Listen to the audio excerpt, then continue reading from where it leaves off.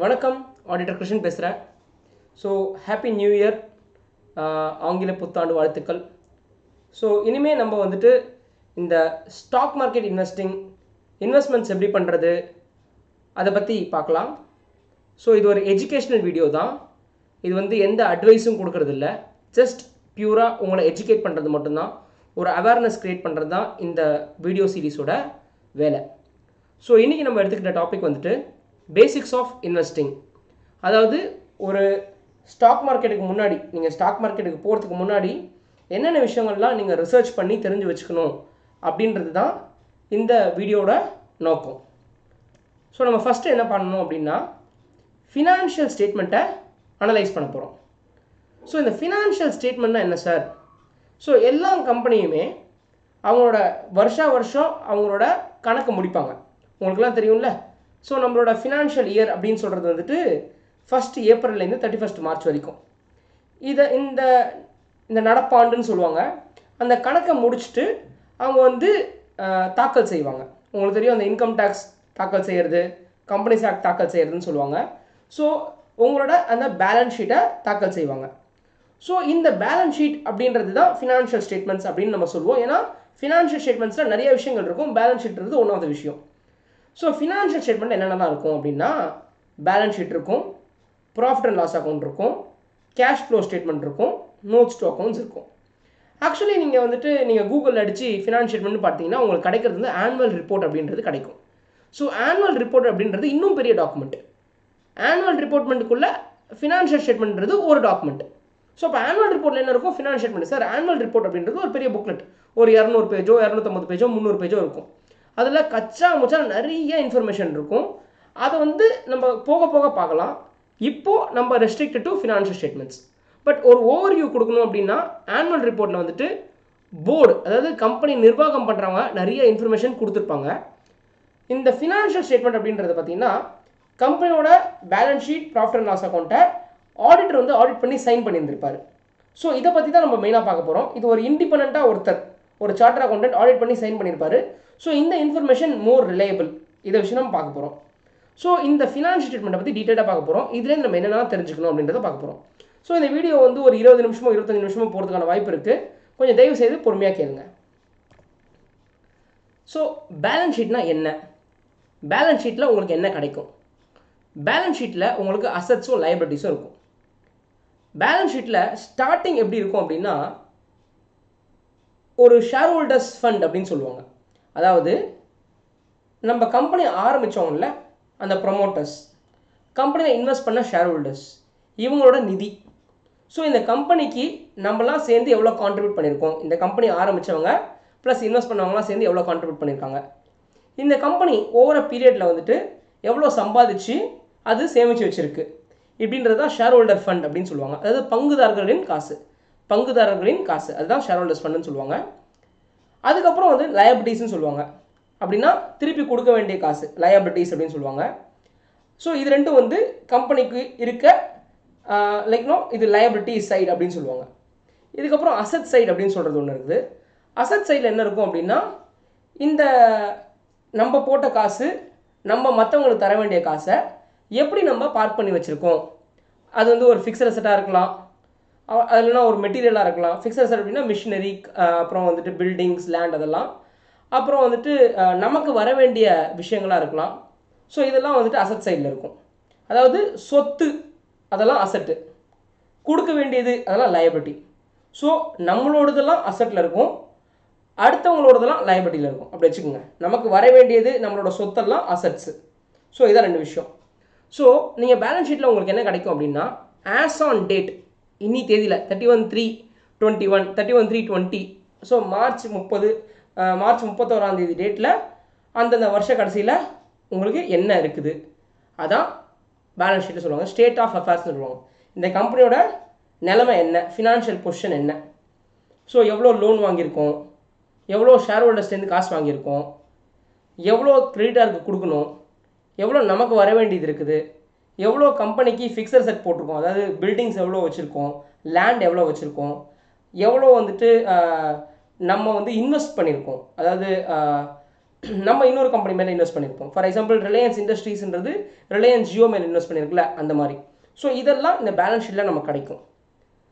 So அதை நீங்கள் ஊற்று பார்த்தீங்கன்னா என்ன இருக்கும்? ஃபார் எக்ஸாம்பிள் ஃபிக்ஸட் அசெட் அப்படின்ற ஒரு வார்த்தையில் என்னென்னலாம் இருக்கும்னா, ஃபிக்ஸட் அசெட்னா லேண்டு என்ன இருக்குது, பில்டிங் என்ன இருக்குது, என்ன வெஹிக்கிள் வச்சுருக்காங்க, எவ்வளோ வெஹிக்கிள் வச்சுருக்காங்க, எவ்வளோ மிஷினரிஸ் வச்சுருக்காங்க அப்படின்றதுல அதில் இருக்கும். அப்புறம் இன்டான்ஜிபிள் அசெட் அப்படின்னா சில ஃபார்மா கம்பெனிலாம் இருக்குல்ல, அதில் நிறைய ஃபார்முலாஸ் இருக்கும். ஃபார்மானா இந்த மருந்து தயாரிக்கிற கம்பெனி. ஃபார் எக்ஸாம்பிள் இப்போ கோவிட் வேக்சின் தயாரிக்கிற கம்பெனி ஒன்று இருக்குது, பாரத் பயோடெக்.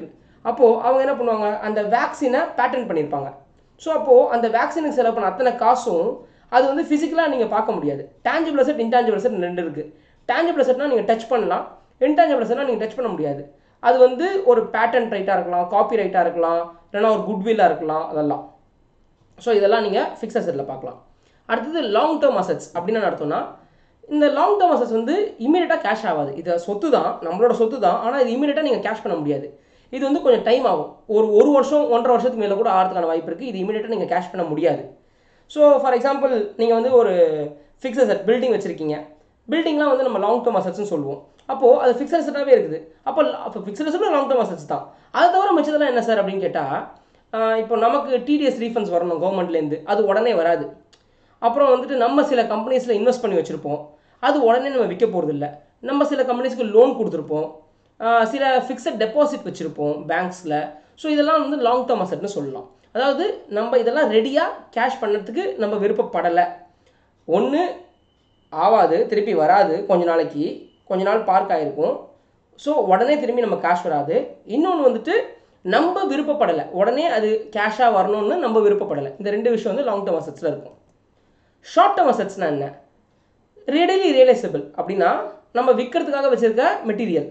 இப்போ ஒரு ஹார்ட்வேர் ஷாப்பில் நிறைய மெட்டீரியல் வச்சுருப்பாங்க, பெயிண்ட்டு, நட்டு, போல்ட்டு, ஸ்க்ரூ. இதெல்லாம் அவங்க எதுக்காக வச்சுருக்காங்க? சும்மா வச்சுக்கிறாங்க இல்லை, விற்கிறதுக்காக வச்சுருக்காங்க. அப்போது இதெல்லாம் ஷார்ட் டேர்ம் அசெட்ஸ்னு சொல்கிறது. அதெல்லாம் ரெடிலி ரியலைசபிள். இப்போது ட்ரேட் ரிசீவபிள் அப்படின்னா நமக்கு வர வேண்டிய, இப்போ நம்ம வந்து கிரெடிட்டில் சேல்ஸ் பண்ணியிருக்கோம், ஓகே, கிரெடிட்டில் விற்றுருக்கோம். அப்போ இமீடியட்டாக வரணும்ல, 45 நாளோ 50 நாளோ 60 நாளோ வரணும்ல அது. அப்புறம் நம்மளோட materials, bank balance, short term investments அப்படின்னா விற்கிறதுக்காகவே வாங்கின இன்வெஸ்ட்மெண்ட்ஸ், ஒரு 20 நாள் 30 நாள் வச்சுக்கிட்டு விற்கணும் அப்படின்னு நினைக்கிற இன்வெஸ்ட்மெண்ட் ட்ரேட் பண்ணும்போது, அதெல்லாம் ஷார்ட் டேர்ம் அசெட்ஸ் சொல்கிறோம். அப்புறம் லயபிலிட்டிஸ் சைடில் பார்த்தீங்கன்னா long term, short term liabilities. அப்போ லயபிலிட்டிஸில் என்னெல்லாம் இருக்கும்? லோன்ஸ் இருக்கும். லோன்ஸில் ரெண்டு வகை இருக்குது. ஒன்று செக்யூர்ட் லோன், இன்னொன்று அன்செக்யூர்ட் லோன். செக்யூர்ட் லோன்னா என்ன? அடமானம் வச்சு நம்ம லோன் வாங்கினா அது பேர் செக்யூர்ட் லோன். அடமானம் இல்லாமல் லோன் கொடுத்தாங்கன்னா அது பேர் அன்செக்யூர்ட் லோன். அப்புறம் ட்ரேடு பேயபிள், நம்மளோட கிரெடிட்டார்ஸ்க்கு நம்ம பொருள் வாங்கியிருப்போம்ல அவங்களுக்கு கொடுக்க வேண்டியது. அப்புறம் எக்ஸ்பென்சஸ் பேயபிள் அப்படின்னா இந்த ரெண்ட்டு, எலக்ட்ரிசிட்டி, சேலரி கொடுக்கறது, இதெல்லாம் பேயபிளாக இருந்ததுன்னா அதெல்லாம் எக்ஸ்பென்சஸ் பேயபிள்வாங்க. அப்புறம் கவர்மெண்ட் டியூஸு, நான் ஜிஎஸ்டி கட்ட வேண்டியது, இன்கம் டேக்ஸ் கட்ட வேண்டியதுலாம் இருந்ததுன்னா கவர்மெண்ட் டியூஸு. இதெல்லாம் நீங்கள் பேலன்ஸ் ஷீட்டில் பார்க்கலாம். இதை தவிர நீங்கள் முக்கியமாக பார்க்க வேண்டியது ஷேர் ஹோல்டர்ஸோட ஃபண்டு. இதில் உங்களுக்கு தெரியும் ஷேர் கேபிட்டல், அதாவது நம்ம பங்குதாரர்கள்லாம் இன்வெஸ்ட் பண்ண கேபிட்டல். இதை தவிர ரிசர்வ்ஸ் அண்ட் சர்ப்ளஸ் அப்படின்னு ஒன்று இருக்கும். அந்த ரிசர்வ்ஸ் அண்ட் சர்ப்ளஸ்னால் என்ன அப்படின்னா, ரிசர்வ்ஸ் அப்படின்றதுல நிறைய வகை இருக்குது.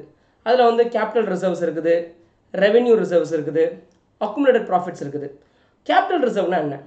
அதாவது ஏதோ ஒரு ஸ்பெசிஃபிக் பர்பஸுக்காக கிரியேட் பண்ண ரிசர்வ் பேர் கேபிட்டல் ரிசர்வ்.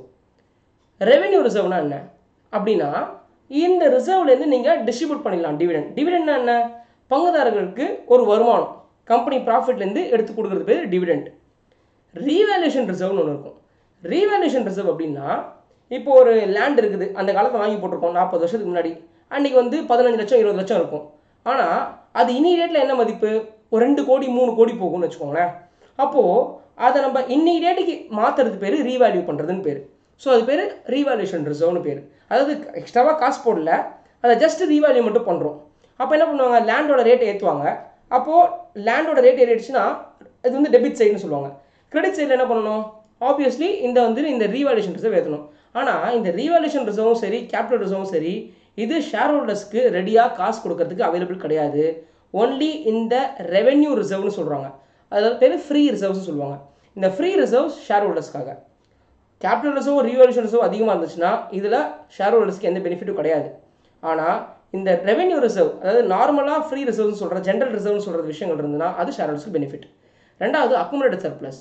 அக்குமுலேட்டட் சர்ப்ளஸ் அப்படின்னா ஓவர பீரியட், அதாவது கொஞ்ச நாளாக இந்த கம்பெனி சேமித்த எல்லா ப்ராஃபிட்ஸும் இந்த ரிசர்வ்ஸ்க்கு மாற்றாமல் அதிலேயே வச்சுருந்தாங்கன்னா அது பேர் அக்குமுலேட்டட் சர்ப்ளஸ்னு பேர். ஸோ சர்ப்ளஸ் அப்படின்றது வேறு, ரிசர்வ்ஸ் அப்படின்றது வேறு. இந்த ஜென்ரல் ரிசர்வ் அப்படின்றது எப்படி கிரியேட் ஆகும் அப்படின்னா, இந்த வர அக்குமுலேட்டட் ப்ராஃபிட்ஸ்லேருந்து ஒரு பர்சன்டேஜ் ரிசர்வ் ட்ரான்ஸ்ஃபர் பண்ணுவாங்க ஃபியூச்சர் யூஸ்க்காக. அது நம்ம ஜென்ரல் ரிசர்வ் சொல்கிறது. ஸோ அக்குமுலேட்டட் சர்ப்ளஸ் ஜென்ரலாக அங்கே இருந்துச்சுன்னா அங்கேருந்து நம்ம டிஸ்ட்ரிபியூட் பண்ணுவாங்க, டிவிடெண்டாக டிஸ்ட்ரிபியூட் பண்ணுவாங்க ஷேர் ஹோல்டர்ஸ்க்கு. அடுத்தது கம்பெனியோட நெட்வொர்த்தை நீங்கள் அண்டர்ஸ்டாண்ட் பண்ணணும். ஸோ நீங்கள் ஃபினான்ஷியல் ஸ்டேட்மெண்ட்டை பார்க்கும்போது உங்களுக்கு balance sheet, profit and loss account 2 இருக்குது. அந்த பேலன்ஸ் ஷீட்டை இப்போ நம்ம அனலைஸ் பண்ணுறோம். அப்புறம் இதுக்கப்புறம் ப்ராஃபிட் அண்ட் லாஸ் அனலைஸ் பண்ணுவோம். அதுக்கப்புறம் கேஷ் ஃப்ளோ ஸ்டேட்மெண்ட் அனலைஸ் பண்ண போகிறோம். நவ் இப்போ நம்ம ஃபிக்ஸட் அசெட் பார்த்துட்டு இருக்கோம், அதாவது ஃபினான்ஸ் ஸ்டேட்மெண்ட் பார்த்துட்டு இருந்தோம். அதில் அசெட் சைட் முடிச்சிட்டோம், லைபிலிட்டி சைட் முடிச்சிட்டோம், அப்புறம் ரிசர்வ்ஸ் படித்தோம். இப்போது நெட்வொர்க் பற்றி பார்க்க போகிறோம். நெட்வொர்க்னா capital plus reserves and surplus plus securities premium, இதுதான் நெட்வொர்க். இப்போது இந்த நெட்வொர்க்கில் செக்யூரிட்டிஸ் ப்ரீமியம் அப்படின்ற ஒரு வார்த்தை இருக்குது. நவ் இப்போ இந்த செக்யூரிட்டிஸ் ப்ரீமியம்னா என்ன? செக்யூரிட்டிஸ் ப்ரீமியம்னா இப்போ ஷேர் ஹோல்டர்ஸ் காசு கொடுத்தாங்களா கம்பெனிக்கு, அப்போது கேபிட்டல் அப்படின்னு சொன்னோம். இந்த கேபிட்டலே ரெண்டாக பிரிச்சுக்கணும். 10 ரூபா ஒர்த்தான கேபிட்டலுக்கு 10 ரூபா கொடுத்தா அது கேபிட்டல் உட்காந்துரும். 10 ரூபா கொடுக்க வேண்டிய இடத்துல நீங்கள் 100 ரூபா கொடுத்தீங்கன்னு வச்சுக்கோங்க. அதாவது இந்த கம்பெனி பிற்காலத்தில் நிறையா வளரும் அப்படின்னு ப்ரொஜெக்ட் பண்ணி என்ன பண்ணுவாங்க, 10 ரூபா ஒர்த்தான ஷேர்ஸை 100 ரூபாய்க்கு விற்கிறாங்க. அப்போது ஓவர் அண்ட் அபவ் ஃபேஸ் வேல்யூன்னு சொல்லுவாங்க. அந்த 90 ரூபா அப்படின்னு 10 ரூபா விஷயத்தை நீங்கள் 100 ரூபா கொடுத்து வாங்குறீங்க அப்படின்னா அது கம்பெனியே கொடுத்துச்சுன்னா, நீங்கள் மார்க்கெட்டில் ஒருத்தர் விற்று ஒருத்தர் வாங்கினா அது ப்ரீமியம் கிடையாது. கம்பெனி கொடுக்கும்போதே 10 ரூபா நான் கேபிட்டல் தருவேன், ஆனால் நீ எனக்கு 100 ரூபா தரணும் அப்படின்னா அந்த 90 ரூபா வந்து ப்ரீமியம்னு சொல்லுவாங்க. ஸோ இது பேர் செக்யூரிட்டிஸ் ப்ரீமியம்னு பேர்.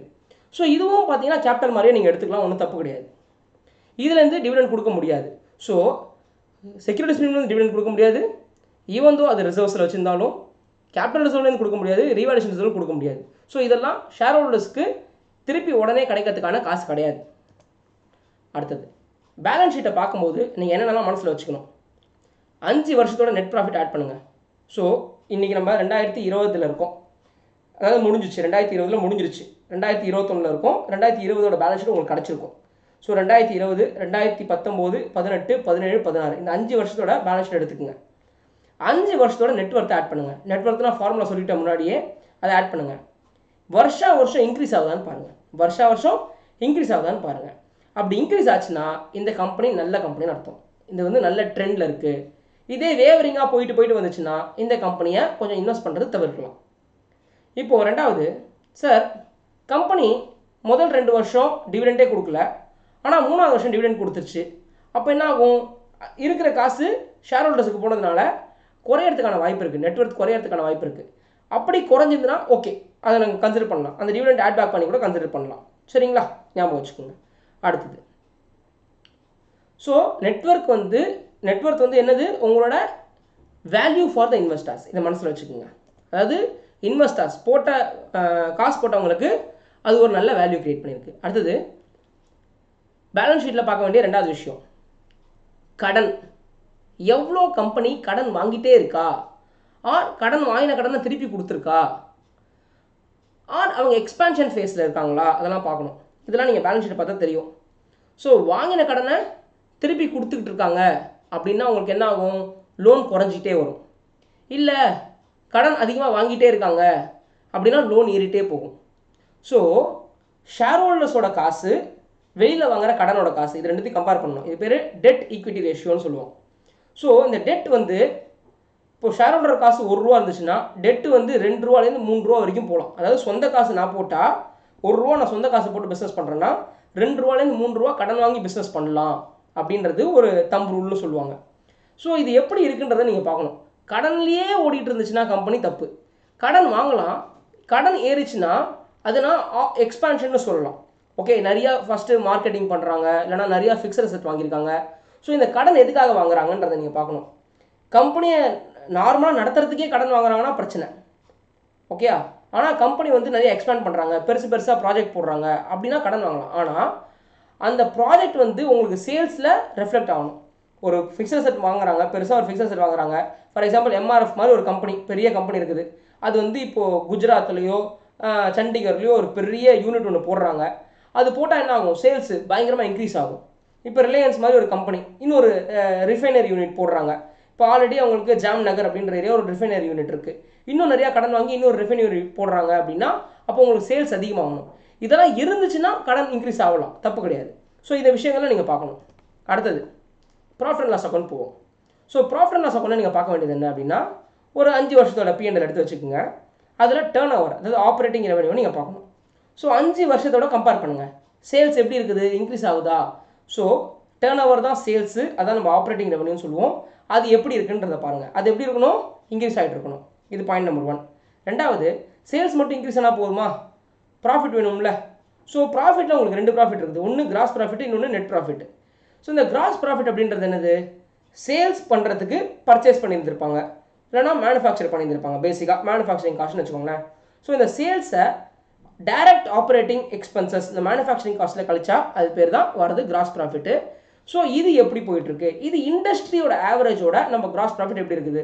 So gross profit divided by sales போட்டால் உங்களுக்கு கிராஸ் ப்ராஃபிட் மார்ஜின் கிடச்சிடும். இது இண்டஸ்ட்ரியோட ஆவரேஜ். இந்த கம்பெனி ஃபார் எக்ஸாம்பிள் இப்போ ரிலையன்ஸ் அப்படின்னா பெட்ரோகெமிக்கல் இண்டஸ்ட்ரின்னு சொல்லுவோம். அந்த இண்டஸ்ட்ரியோட ஆவரேஜில் எப்படி இருக்குது, இந்த கம்பெனியில் எப்படி இருக்குதுன்ற கம்பேர் பண்ணலாம். இப்போ TCS எடுத்துக்கிட்டிங்கன்னா அது வந்து ஒரு software industry. So software industry, technology இண்டஸ்ட்ரியில் என்ன ஆவரேஜ் இருக்குது, இந்த கம்பெனி என்ன ஆவரேஜ். ஸோ அப்போ TCSக்கு பார்த்தீங்கன்னா உங்களுக்கு கிராஸ் ப்ராஃபிட் கிடைக்கிறது கொஞ்சம் கஷ்டம் தான். நீங்கள் டேரெக்டாக நெட் ப்ராஃபிட் பண்ணணும். ஏன்னா ஜென்ரலாக சர்வீஸ் இண்டஸ்ட்ரிக்குலாம் நம்ம நெட் ப்ராஃபிட் தான் பார்ப்போம். மேனுஃபேக்சரிங் இண்டஸ்ட்ரிக்கு நம்ம கிராஸ் ப்ராஃபிட் பார்ப்போம். அதுக்கப்புறம் கிராஸ் ப்ராஃபிட் மட்டும் பார்த்தா போகாது, அடுத்து நெட் ப்ராஃபிட்டும் வரணும். நெட் ப்ராஃபிட் போது கிராஸ் ப்ராஃபிட்லேருந்து என்ன கழிப்போம், நம்ம other expenses, administrative expenses, selling ஓவர்ஸ்லாம் கழிப்போம். அதுக்கப்புறம் நம்ம நெட் ப்ராஃபிட் அரைவ் பண்ணுவோம். நெட் ப்ராஃபிட்டுக்கு அப்புறம் இப்போது டேக்ஸ் அப்படின்னு ஒன்று இருக்குது. ஸோ டேக்ஸ்க்கு முன்னாடி அப்படின்றது. அதே மாதிரி இன்ட்ரெஸ்ட், கடன் இன்ட்ரெஸ்ட் இருக்குல்ல, அந்த இன்ட்ரெஸ்ட்டுக்கு முன்னாடி. So profit before interest, profit after interest, profit before tax, profit after tax, இதெல்லாம் நீங்கள் எழுதி வச்சுக்கணும். சில கம்பெனிக்கு இன்ட்ரெஸ்ட்னால மட்டுமே அடி வாங்குற மாதிரி இருப்பான். அதாவது கம்பெனி நல்லா போயிட்டுருக்கும், ஆனால் வர காசு எல்லாமே இன்ட்ரெஸ்ட்டுக்கு போகிற மாதிரி இருக்கும். இந்த கம்பெனியை நீங்கள் கொஞ்சம் பார்த்து தான் இன்வெஸ்ட் பண்ணணும். இப்போ இந்த கிளென்மார்க் ஃபார்மா அப்படின்ற கம்பெனி நீங்கள் பார்த்தீங்கன்னா அது ஒரு மருந்து கம்பெனி தான். ஆனால் இப்கா அப்படின்னு ஒரு கம்பெனி, மருந்து கம்பெனியோட கிளென்மார்க் கம்பேர் பண்ணிங்கன்னா கடன் டிஃப்ரென்ஸ் இருக்கும் உங்களுக்கு. அதாவது நிறையா கடன், அதாவது வாங்கியிருந்தீங்கன்னா வர ப்ராஃபிட்லாம் எங்கே போகும் உங்களுக்கு, அந்த கடன்லேயே போகிற மாதிரி இருக்கும். ஸோ சில கம்பெனிஸ்லாம் கடன் கம்மியாக இருக்கும். ஃபார் எக்ஸாம்பிள் இப்போ ரிலையன்ஸ் இண்டஸ்ட்ரி எடுத்துக்கோங்களேன். அம்பானி என்ன சொல்லிட்டாரு, என் கம்பெனியாக நான் கடன் இல்லாத கம்பெனியாக மாற்ற போகிறேன் அப்படின்னு போன வருஷம் அறிவிச்சார். அதே மாதிரி அவர் செஞ்சுட்டார். ஸோ கடன் இல்லாத கம்பெனியாக மாற்றிக்கிட்டு இருக்காங்க. நீங்கள் கோயிங் ஃபார்வர்ட் நீங்கள் இன்வெஸ்ட் பண்ணும்போது முடிஞ்ச வரைக்கும் கடன் இல்லாத கம்பெனி, ஏன்னா கடன் இருந்ததுன்னா கண்ணுக்கு தெரியாமல் இன்ட்ரெஸ்ட் போய்கிட்டே இருக்கும். அப்புறம் சம்பாதிக்கிற ப்ராஃபிட்லாம் வட்டி கட்டுறதுக்கே போயிடும். அது நீங்கள் பார்க்கணும். அடுத்தது இந்த டெப்ரிசியேஷன்றது ஒரு நான் கேஷ் ஐட்டம் தான், காசு வெளில போகிறது கிடையாது. அதனால் நீங்கள் அதாவது பெருசாக கன்சிடர் பண்ண தேவையில்லை. அதனால் எப்போவுமே ஏர்னிங்ஸ் பிஃபோர் டெப்ரிசியேஷன் தான் சொல்லி பழக்கம். இப்போது ப்ராஃபிட்டையும் இன்ட்ரெஸ்ட்டையும் நீங்கள் கம்பேர் பண்ணுங்கள். ப்ராஃபிட் டிவைடட் பை இன்ட்ரெஸ்ட் அப்படின்றது ஒரு ஃபார்முலா போட்டு இன்ட்ரெஸ்ட் கவரேஜ் ரேஷியோ அப்படின்றத நீங்கள் கண்டுபிடிக்கணும். இந்த இன்ட்ரெஸ்ட் கவரேஜ் ரேஷியோ எப்பவுமே 2க்கு மேலே இருக்கணும். அதாவது நம்மக்கிட்ட இனஃப் ப்ராஃபிட்ஸ் இருக்குது, நம்மளால் ஈஸியாக இன்ட்ரெஸ்ட்டை பே பண்ணிட முடியும் அப்படின்றது இந்த கம்பெனி ப்ரூவ் பண்ணணும். இது பேர் சால்வன்சி ப்ரூவ் பண்ணுறதுன்னு சொல்லுவாங்க. அதுக்கப்புறம் சில டைம் எக்ஸப்ஷனல் நான் ரெக்கரிங் ஐட்டம்ஸ் நடக்கிறதுக்கான வாய்ப்பு இருக்குது. அதாவது சில கம்பெனி கோவிட்னாலே பயங்கரமாக அடி வாங்கியிருக்கும், அந்த மாதிரி இதெல்லாம் எக்ஸப்ஷனல்னு வச்சுக்கோங்களேன். ஸோ சில கம்பெனி வந்துட்டு ஏதோ ஒரு வருஷம் நிறையா ஃபிக்ஸட் அசெட்ஸை விற்றுக்கிறதுக்கான வாய்ப்பு இருக்குது. ஒரு பெரிய லேண்ட் விற்றுருப்பாங்க, அந்த மாதிரி இருக்கும். அப்போ என்ன ஆகும், அந்த டைமில் உங்களுக்கு ஹியூஜ் இன்கம் வந்துடும். அது வந்து ஆக்சுவலி நான் ஆப்ரேட்டிங் இன்கம். ஆனால் நீங்கள் உங்கள் P&L பார்த்தீங்கன்னா அந்த வருஷம் அதிகமாக உங்களுக்கு இன்கம் இருக்காமல் இருக்கும். அது வந்து ஒரே ஒரு வருஷம் தான் நடந்திருக்கும், அதுக்கப்புறம் நடக்காது. ஸோ இந்த எக்ஸப்ஷன் நான் ரெக்கரிங் ஐட்டமை நம்பி அதை வந்து டக்குன்னு நீங்கள் போயிடாதீங்க. ஸோ எந்ததுனால இந்த இன்கம் வந்திருக்கு, இது நார்மல் ஆப்ரேட்டிங்னால வந்திருக்கா இல்லைனா நான் ஆப்ரேட்டிங்னால வந்திருக்கா அப்படின்றதெல்லாம் நீங்கள் பார்க்கணும். ஸோ ஒன் டைம் அப்படின்றது இந்த எக்ஸப்ஷன் நான் ரெக்கரிங்னு சொல்லுவோம். அடுத்தது cash flow statement. Cash flow ஸ்டேட்மெண்ட்டில் நீங்கள் பார்க்க வேண்டிய விஷயங்கள். கேஷ் ஃப்ளோனாலே மொத்தம் 3 கேஷ் ஃப்ளோ இருக்குது. ஒன்று ஆப்ரேட்டிங் கேஷ் ஃப்ளோ, இன்னொன்று இன்வெஸ்ட்மெண்ட் கேஷ் ஃப்ளோ, இன்னொன்று financing cash flow. Operational cash flow அப்படின்னா கம்பெனி நிர்வாகம் பண்ணி நார்மலாக நீங்கள் நடத்துகிறீங்கன்னு வச்சுக்கோங்க. கம்பெனி நார்மலாக நடத்தினா உங்களுக்கு வர கேஷ் ஃப்ளோ பேர் ஆப்ரேஷனல் கேஷ் ஃப்ளோ. அப்படின்னா சேல்ஸ்னால வர cash flow, sales minus all the direct எக்ஸ்பென்சஸ்லாம் போட்டால் அது பேர் ஆப்ரேஷனல் கேஷ் ஃப்ளோ.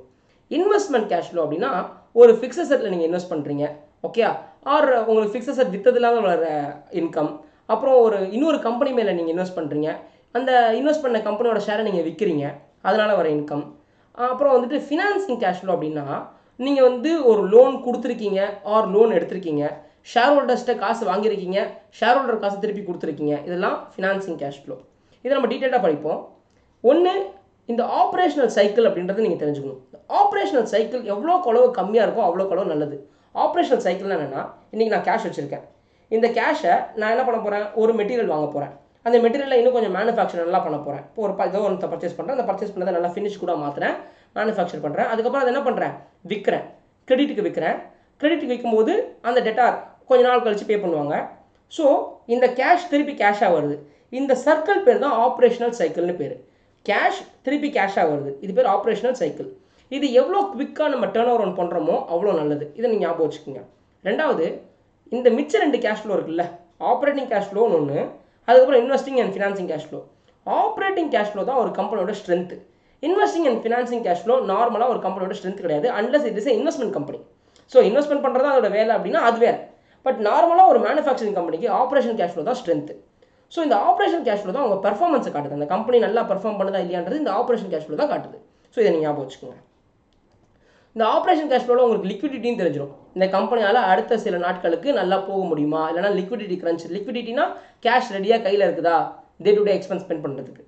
அடுத்தது இன்வெஸ்ட்மெண்ட் கேஷ் ஃப்ளோ.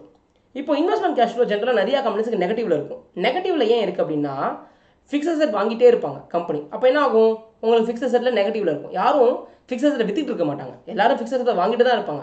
அதே மாதிரி ஒரு நல்ல நல்ல சப்சிடரி கம்பெனியில் இன்வெஸ்ட் பண்ணிகிட்டே இருப்பாங்க. அதாவது புதுசாக கம்பெனி ஆரம்பிச்சுட்டே இருப்பாங்க. ஒரு பெரிய கம்பெனி ஆகிடும், அது கீழே கிளை கம்பெனி நிறையா வந்துகிட்டே இருக்கும், அது சப்சிடரி கம்பெனின்னு சொல்லுவாங்க. அவங்களுக்கு அடுத்த கம்பெனி ஆரம்பிக்கிறது. ஸோ இப்போ இதனால் என்ன ஆகும்னா, நிறையா கம்பெனிக்கு இந்த இன்வெஸ்ட்மெண்ட் கேஷ் ஃப்ளோனா கொஞ்சம் நெகட்டிவில் தான் இருக்கும். அது ஒன்றும் ப்ராப்ளம் கிடையாது, அது ரொம்ப நிறையா போயிடக்கூடாது. அது ஆப்ரேட்டிங்லேருந்து வர கேஷ் ஃப்ளோவை எடுத்து இன்வெஸ்ட்மெண்ட் பண்ணுவாங்க, அப்போ தான் டபுள் ஆக்க முடியும்.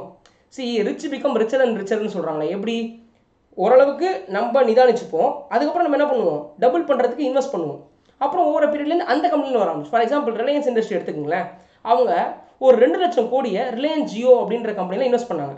இன்றைக்கி ரிலையன்ஸ் ஜியோ தான் அவ்வளோ இன்கம் ஜென்ரேட் பண்ணுது. ஸோ பெட்ரோகெமிக்கல்லேருந்து வர இன்கம் குறைஞ்சிட்டே இருக்கும். இன்னும் கொஞ்சம் நாளில் ரிலையன்ஸ் கம்பெனிக்கு இந்த ஜியோலேருந்து வர இன்கம் ஏறிட்டே இருக்கும். ஸோ இதுதான் விஷயம். ஸோ அப்போ இன்வெஸ்ட்மெண்ட் பண்ணும்போது கொஞ்சம் யோசிச்சு பண்ணணும். இனிஷியலாக உங்களுக்கு நெகட்டிவில் போகும், அதுக்கப்புறம் உங்களுக்கு பாசிட்டிவில் வர ஆரம்பிச்சிடும். அவங்க நிறைய டிவிடெண்ட் கொடுக்க ஆரம்பிப்பாங்க. அடுத்தது ஃபினான்சிங் கேஷ் ஃப்ளோனா என்ன, நம்ம இன்னொரு கம்பெனிக்கு லோன் கொடுத்துருப்போம், ஓகே, ஆர் நம்ம வந்து பேங்க்கில் லோன் வாங்கியிருப்போம், ஷேர் ஹோல்டர்ஸ்லேருந்து லோன் வாங்கியிருப்போம். ஸோ இதை வச்சு நம்ம பெருசாக ஒன்றும் டிசைட் பண்ணிட முடியாது. ஃபார் எக்ஸாம்பிள் ஃபினான்சிங் கேஷ் ஃப்ளோட பாசிட்டிவ் இருந்துச்சுன்னா உடனே கேஷ் ஃப்ளோ பாசிட்டிவ்னு முடிவு பண்ணிட்டாதீங்க. ஏன்னா லோன் வாங்கும்போது அதில் பாசிட்டிவ் தான் வரும், லோனை திருப்பி ரீபே பண்ணும்போது அதில் நெகட்டிவ் போகும். ஸோ லோன் ரீபே பண்ணும்போது நெகட்டிவ் போச்சுன்னா அதை பற்றி நீங்கள் ரொம்ப ஒன்றும் கவலைப்பட தேவையில்லை, ஏன்னா லோன் ரீபே பண்ணுறது நல்லது தான். ஸோ இதுதான் விஷயம். ஸோ இதுதான் உங்களோட பேசிக்ஸ். நான் இன்றைக்கி சொல்கிறது ஃபஸ்ட்டு, நீங்கள் ஏதாவது ஒரு கம்பெனியை கூகுளில் அடித்து ஒரு லாஸ்ட் 5 வருஷத்தோட பேலன்ஸ் ஷீட் எடுத்து வச்சுட்டு இதை நீங்கள் பாருங்கள். இதை நீங்கள் ஒரு பெரிய கம்பெனி நீங்கள் எடுக்க போகிறீங்க அப்படின்னா அதில் 2 விஷயம் இருக்குது. ஒன்று கன்சாலிடேட்டட் ஃபினான்ஷியல் ஸ்டேட்மெண்ட், இன்னொன்று ஸ்டாண்டர்ட் ஃபினான்ஷியல் ஸ்டேட்மெண்ட். இந்த கன்சாலிடேட்டட் ஃபினான்ஷியல் ஸ்டேட்மெண்ட்னா அந்த கம்பெனியோடும் அவங்க கம்பெனியோட சப்சிடரியோடலாம் சேர்த்து, அதாவது அந்த கம்பெனி எந்த கம்பெனிலாம் 50% மேலே இன்வெஸ்ட் பண்ணியிருக்காங்களோ 20% மேலே இன்வெஸ்ட் பண்ணியிருக்காங்களோ அதெல்லாம் சேர்த்து அவங்க காட்டுவாங்க. அது பேர் கன்சாலிடேட்டட். அது வேணாம், அது எடுக்காதீங்க, கன்ஃபியூஸ் ஆகிடுவீங்க. ஸ்டாண்டர்ட் ஃபினான்ஷியல் ஸ்டேட்மெண்ட் இருக்கும், அதை மட்டும் எடுத்து ஏதோ ஒரு கம்பெனிக்கு ரிலையன்ஸோ இன்ஃபோசிஸோ டிசிஎஸோ ஏதோ ஒரு ஐடிசியோ ஏதோ ஒரு கம்பெனி எடுத்து ஒரு 5 வருஷம் எடுத்து நீங்கள் பார்த்து வைங்க. நம்ம அடுத்த வீடியோவில் சந்திக்கலாம். Thank you so much.